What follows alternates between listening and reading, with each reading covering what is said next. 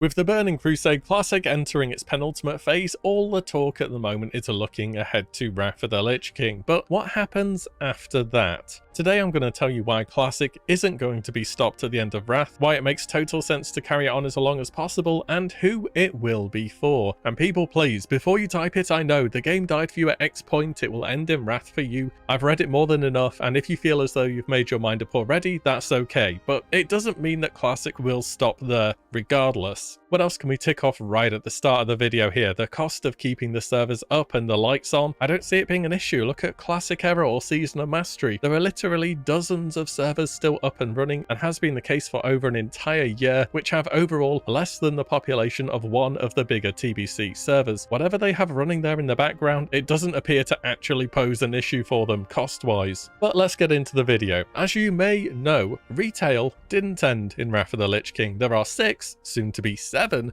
expansions on top of that. Up to Wrath for me is like the first part of the World of Warcraft trilogy, and I've made this comparison in the past, but the design of the game so far has felt like that. We have the Classic Era, Vanilla, TBC and Wrath, big talent trees, lots of design exploration for raids and PvP, emphasis on needing other people for the most part. The Progressive Era, where Blizzard tried to take WoW in new directions with Kata, Mists of Pandaria and Warlords of Draenor. We had big talent reworks each expansion, more complicated raiding and classes, but also more lobby-based content and class flavor pruning. And finally, the third installment of the trilogy, which is still ongoing, the system-based era, which is Legion BFA and Shadowlands. Classes and talents take a sideshow to the new system, exponentially harder raid content, and the new content by and large has the systems tied into it. We'll see if whatever comes next shakes up the meta and takes us into a 4th era of WoW. Anyways, the point is WoW has gone on to make 6 more expansions where many more millions of players will have tried the game for the first time. They will have their favorite arena season or PvE experience, or just generally gotten into the game. And honestly, what we've seen so far from Classic is it hits some areas of the game, such as the scalability of the world, the size of everything. It's big on its RPG, such as hunters needing ammo and feeding their pets to keep them happy. Your character has to go out and train their skill for their weapons. We've got reagents for powerful buffs, as well as the community aspect and the flavour of class design. Nevertheless, Classic can be criticised as falling short on some of the key endgame gameplay. PvP balance so far has been, frankly, atrocious. Class design in PvE, whilst we have so many choices in your spellbook of different spells and abilities, it often boils down to pressing 1 or 2 buttons for your entire rotation. And the MMO player base has changed a lot over the years with the games. If you're wondering why there's nothing designed like Classic WoW these days as a modern, brand new, up-to-date title, it's because people these days want a very different experience. If Lost Ark has done one thing for me, it's been a real eye-opener as to what the Western MMO player base will actually engage with, instead of just saying what they want. It's the polar opposite of what I keep hearing has only ever been a negative for MMOs, and it's the thing which is now doing really well for itself. Now, nostalgia definitely had a part in bringing people back to Classic or TBC, and will eventually be the case with Wrath, but in my experience as a human being at least, you aren't continuously nostalgic towards something for weeks or months or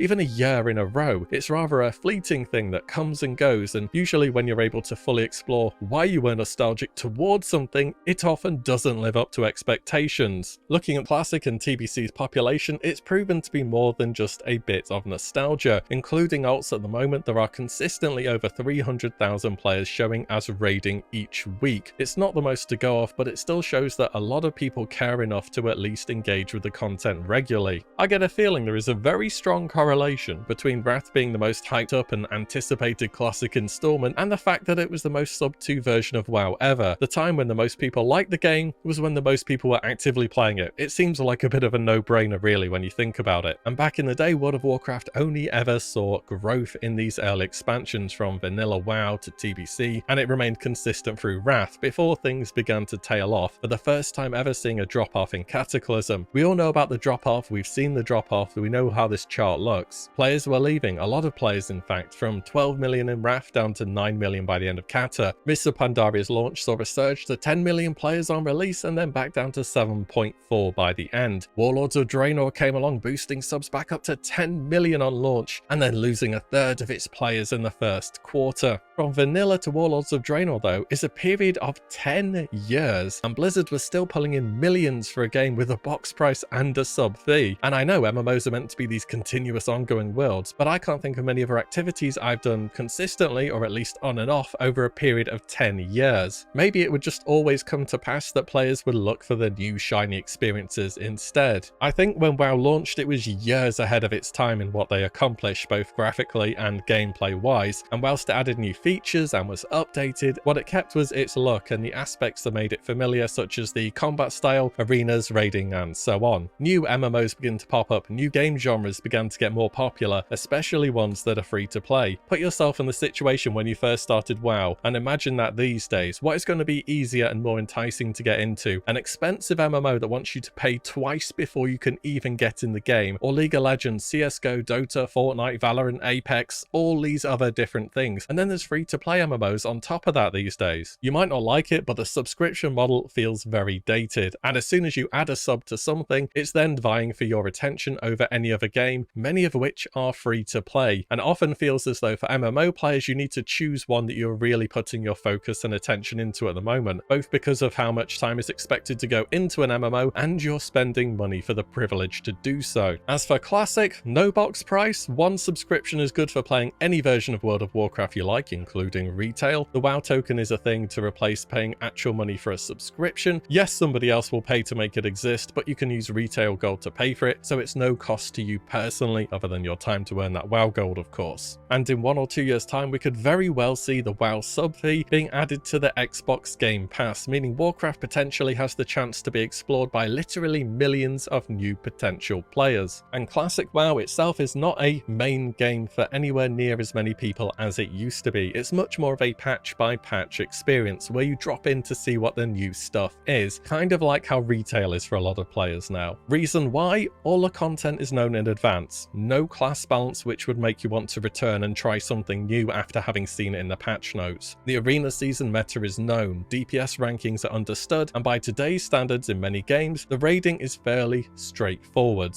It doesn't mean it can't be fun and enjoyable, but as a persistent experience where you only play this one game, it's not what it used to be at all. So how does all this bode for the future of Classic beyond Wrath? Wrath started to make World of Warcraft become a much more patch by patch experience, which I believe fits in a lot better with how people consume MMOs these days. Wrath and beyond Wrath starts to implement more casual systems like looking for dungeon, trading enchants via the auction house, transmog, and so on. Later expansions bring in so much great raiding content down the line. The opening tier of Cataclysm for me would be very interesting, and I think it's to this day the strongest opening tier ever, and that was tier 11 Blackwing Descent, throwing the Four Winds and Bastion of Twilight. I often hear that Cata and Mists of Pandaria PvP and Arena was very good then. I didn't play it personally, but I know they also got RBGs, so there has to be something to that. The millions of players that have come and gone and tried World of Warcraft over the years will have their favourite version of a class, or they'll have their favourite patch that they want to replay again. Perhaps you want to go and do the Isle of Thunder again for a few months, or try and get Hualon on the Timeless Isle again. Boy, that was fun. Maybe even seeing Suramar again in a few years' time. No city that isn't designed to be a faction capital has ever felt like such a real city other than Suramar. In fact, it's better than most faction capitals, I'd go as far as saying that. And above all, even the poorly received expansions as a whole had good content in there. Warlords of Draenor had Blackrock Foundry, for example. The legwork to get Classic off the ground was done in 2019. Blizzard have said it themselves a number of times that if we want to carry on, it's going to be much easier from here on out. There is far less dev time and just general commitment into putting out new Classic content as opposed to new retail content. Season of Mastery and Classic Era show that you don't need millions of players to keep the lights on and keep the servers running. And whilst you might not like an expansion overall, many people are going to like certain aspects of it. Example for myself, I'm not a fan of LFR or Dragon Soul, but I'd certainly enjoy playing up to the Firelands. And I fully expect a big drop off during Wrath of the Lich King, which will reflect what actually happened in retail at this point in time. But for many others, they want to continue on and try out what is new. Assuming all of the above, I don't see why Blizzard wouldn't continue